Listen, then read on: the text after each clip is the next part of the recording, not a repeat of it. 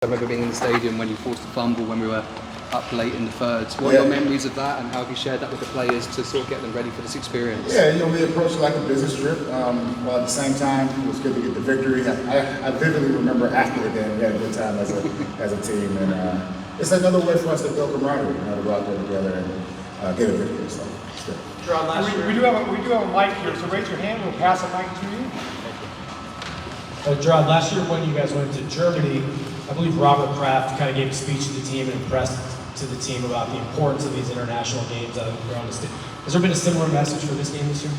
It's always a message, and I would say just as a fan of the game, I think it's outstanding to grow the popularity of the sport. Obviously, it's the most watched sport in our states, and we're trying to do the same in other countries, so it is. Hello, it's Javier from Spanish World. My question is if you see any disadvantage, on Thursday instead of Jacksonville that has been here from the last week on. Not really. When it's all said and done, it's about who has the most energy and who goes out there and executes their game plan. So I don't see it as an advantage or a disadvantage. I think whoever executes the best will win. Any sort of medical updates on your monitoring? And I know that in the past you've expressed a great deal of confidence in your depth at running back, but how do things stand with him and maybe the rest of the backfield as well? Yeah, we'll see today, but he is getting closer, so probably be a game time decision. Next question, Ash.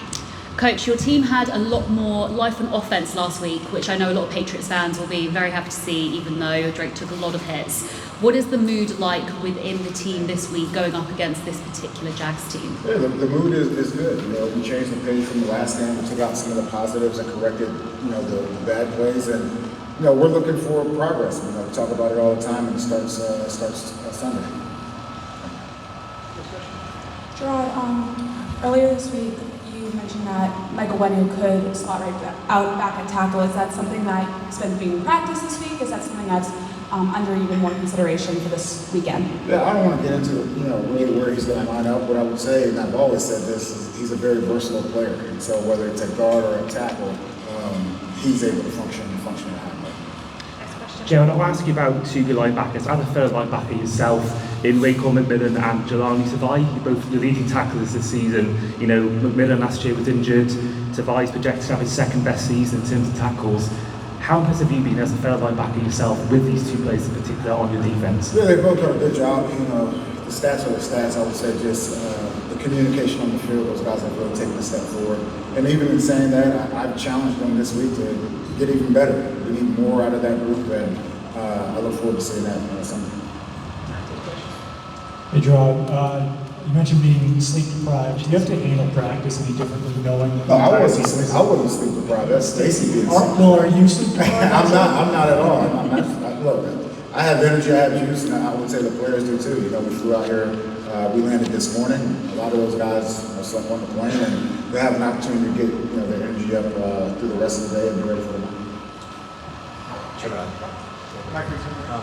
A couple of days ago, Drake landed on the injury report as a full participant with his knee. Was that a residual from the game, and what is your level of concern with him? Yeah, I'm not sure if it was a residual from the game or not.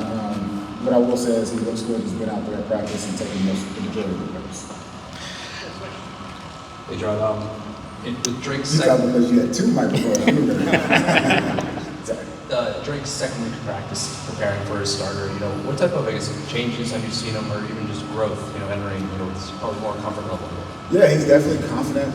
He's confident in the way he's running the huddle. He's confident going out there and making plays and still continuing to build that chemistry with the receivers and the tight ends in the back. So he's been good, and he knows that. He understands that every week he has to get better.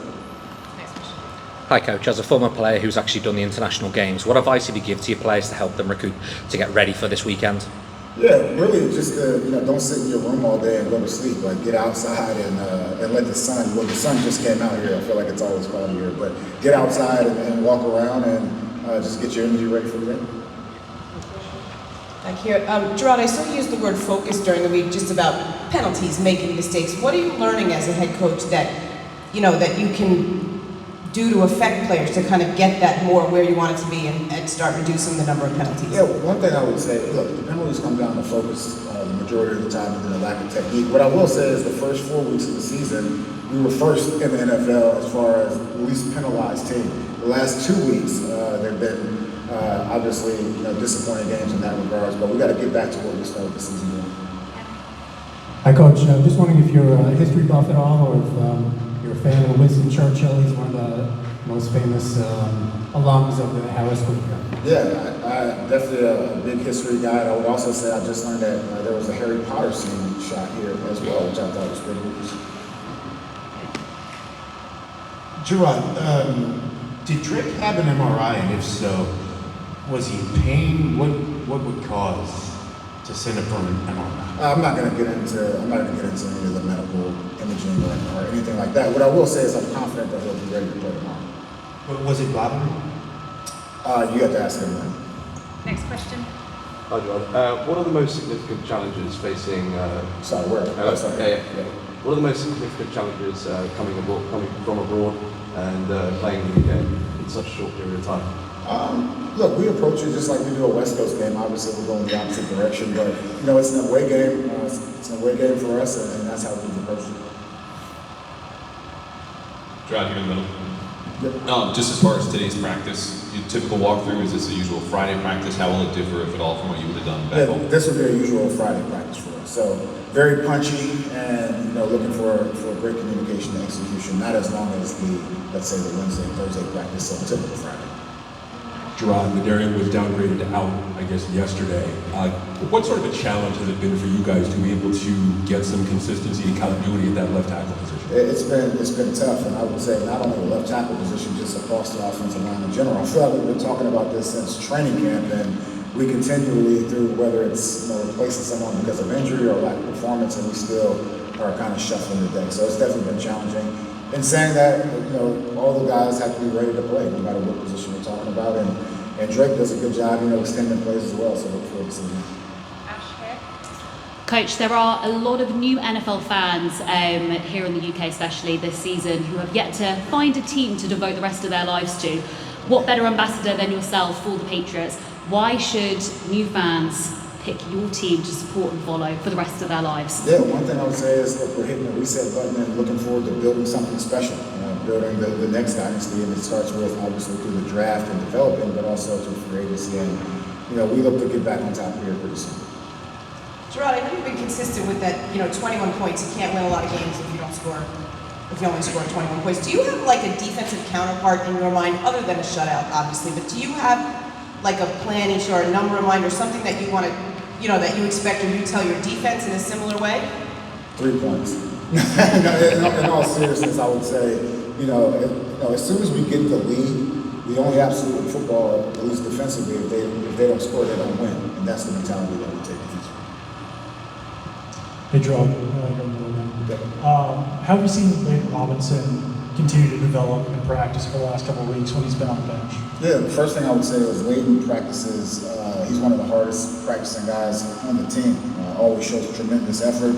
And, sometimes, we hit a wall and he's gone through that wall. He'll play tomorrow. So he's a very tough player, and I look forward to his future as well. Thank you. Thank you. Thank you very much.